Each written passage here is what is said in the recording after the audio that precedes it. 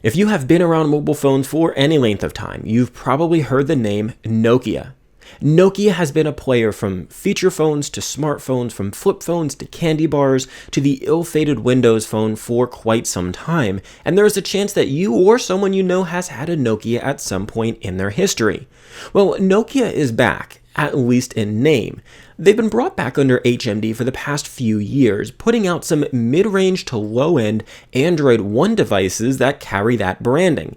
Well, recently they've come out with their new flagship, the Nokia 9 PureView, and this phone does some amazing things with its camera. So can it stand up? Is it worthy of the Nokia name? We're going to take a look at some of my initial impressions through my first week of use. I'm Daniel Marchena for XDA TV. Let's get started. HMD is bringing back the Nokia name in a big way, and up until recently they hadn't had a proper flagship device. Sure, the Nokia 8.1 is as close to a flagship as they've come, but it's still not quite top tier, and neither is this. This is a device in 2019 running a Qualcomm Snapdragon 845 instead of 855s that we see the S10 and the LG devices launching with.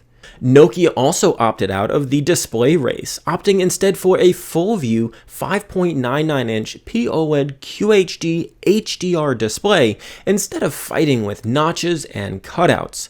Now, like other devices on the market, unfortunately, they have removed the headphone jack and we're dealing with a single speaker, but we do get wireless charging, IP67 water resistance, and a lot of other goodies. The main feature, though, that interested me is this camera. Now, this camera is doing things no other device has. You see, we've got 3 black and white cameras and 2 color sensors. Now, if you're ever wondering where those sensors are, the RGB sensors are these 2 right here, with this one, and this one all being monochromatic sensors. This one right here is your time of flight or depth sensing sensor, and your flash is over here on the left. Now, when you're doing things like taking pictures in Instagram or Snapchat, you're only using that center camera. But when you use the Nokia camera, it actually uses all of these in tandem to give you some amazing images. Now, the pictures aren't perfect, but the pictures do come out with a lot of naturalness and a lot of room to play. Nokia has clearly spent a lot of time making sure that the images you get from the sensor are as clean as possible. You're not seeing a lot of things like excessive noise reduction or skin smoothing going on, and for everything amazing this camera is capable of and does, it's not to say it isn't without its flaws. See, when firing off so many images and computing so much data, the pictures aren't available to you immediately after you shoot them. Unfortunately, you've got to wait about 5, 10, maybe even 15 seconds for the image to process in order to see it. And things get even worse when you go into the Google Photos album because they just don't load for a while. It's an irritating process and something I really hope gets fixed in software. But once those pictures are loaded, you have an amazing set of images. If you have it selected to output RAW plus JPEG, you get 2 images.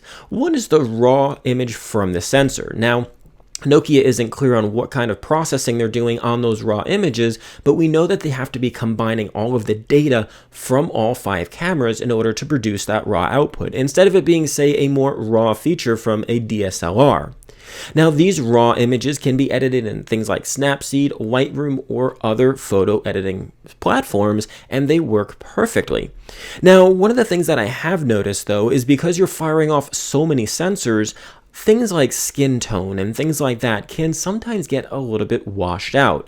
I've noticed when shooting photos of my children in less than adequate light, they can sometimes have a muddy look to their appearance. Now, that can sometimes be fixed in post, but this shouldn't be confused with a smoothing due to a noise reduction algorithm that a lot of other companies are using.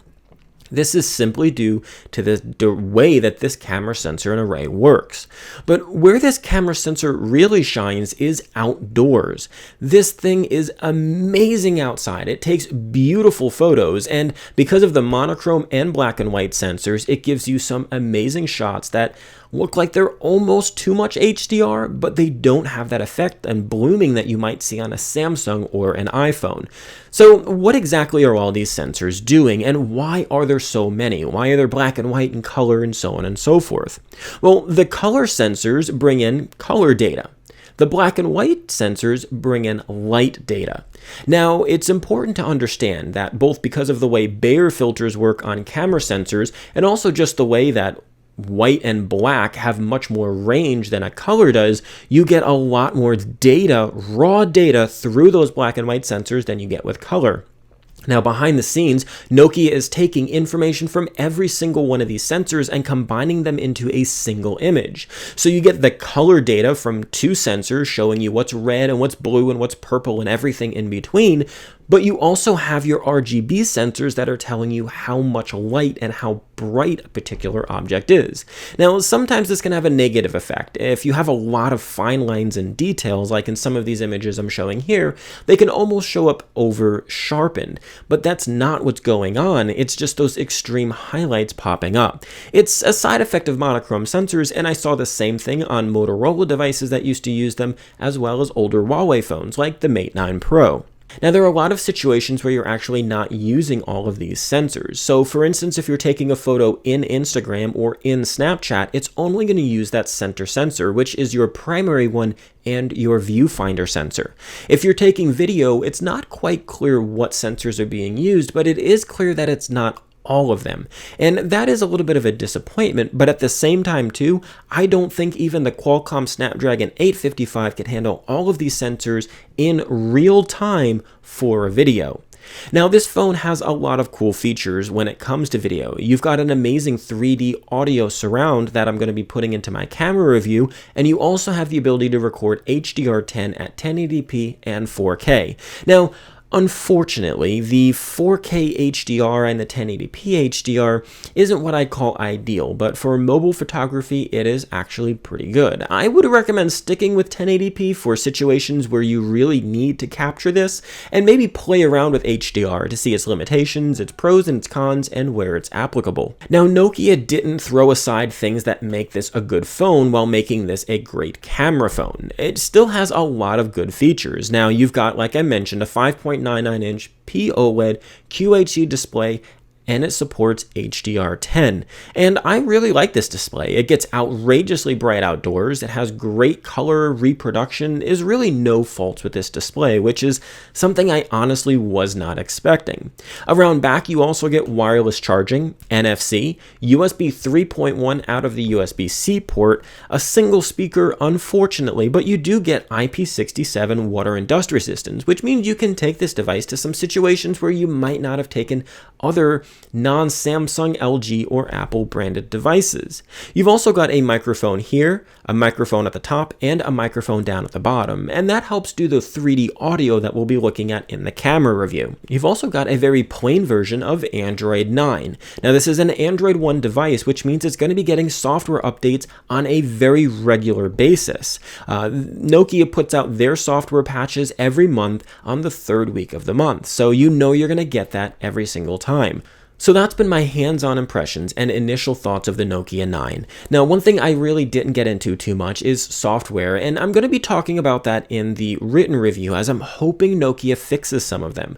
There are some issues where if you have depth and DNG photos enabled, you'll pretty much get regular crashes in the camera. Now, it'll still take the photo and process the photo, but you have to close the app and reopen it in order to get another photo off.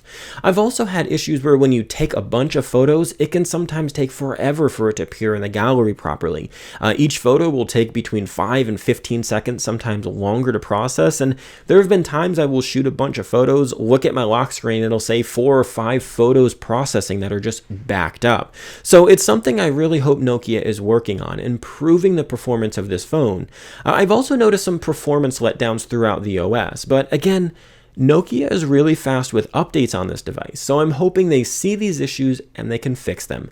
We'll be talking about the camera issues more in the camera comparison and the camera review though. Now, if you've enjoyed this video, be sure to leave it a like, and be sure to subscribe if you're not already done so. We are about to hit 700,000 subscribers here on XDA, which is a huge milestone for us. So be sure to share this video if you found it interesting as well. Until the next one, I'm Daniel Marchena for XDA TV.